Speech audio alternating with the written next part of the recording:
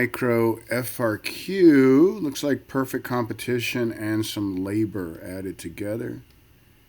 So they're earning positive economic profits. It's perfectly competitive. They're making profits in the short run.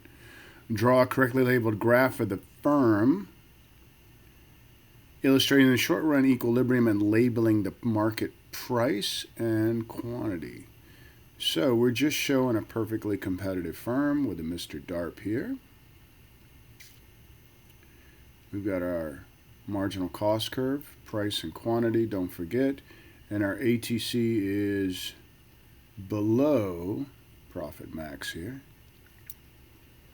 So PE, QE. We want to show our area of profits, right? So we're going to go from profit max straight down. Obviously, this at that quantity, this is our average total cost. So we just simply go straight across, and all of this area becomes profits. Easy enough, I think. Assume there is an increase in the market wage rate for labor, a variable input, so a variable cost to us. Show on your graph in part A the effect of the wage increase on the marginal cost curve. So understand that anything that affects your variable cost is going to affect your marginal cost, right? Your marginal cost could be thought of as your supply curve. That's the way I tend to think about it to make it easier to understand. If wages go up, what happens to your supply? Do you produce more or do you produce less? I certainly hope you said you produce less. As wages, which is an input cost, as wages go up, marginal cost would shift to the left.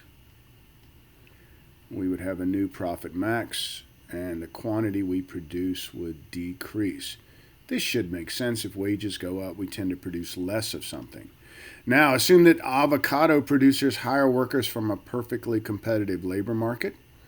Draw a graph of labor supply and demand for the typical firm and label the supply curve MFC and the demand curve MRP.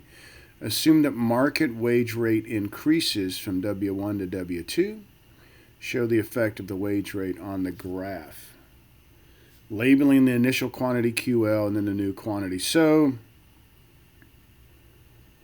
easy enough. Let's do a firm here. Wage on the vertical, quantity of labor on the horizontal. It is perfectly competitive labor market, so that implies that our supply of labor curve, our MRC or MFC, they want us to label it MFC. I always do it, all of them.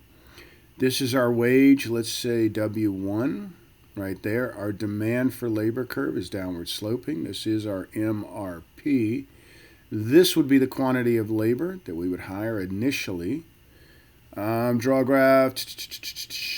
Assume the market wage rate increases from W1 to W2. So let's say the wage goes up. MFC2 we could call it. Supply of labor, MRC. It's all of those things. Recognize that as the wage goes up, we would hire less people. Our marginal revenue product doesn't change. Remember, marginal revenue product is marginal product times the price of the good, which would give us our marginal revenue product. A wage, all they told us was the wage went up. They didn't tell us any other information. Our marginal product, the amount the workers produce, doesn't change. The price of the good doesn't change. So your marginal revenue product can't change. If this happens and the only thing that changes is the wage goes up, all we could say is that we would hire less people. So this would be QL1, this would be QL2. Show that quantity on the graph there with an arrow. All right, guys, quickly done. Hope that helps. Be safe. Bye.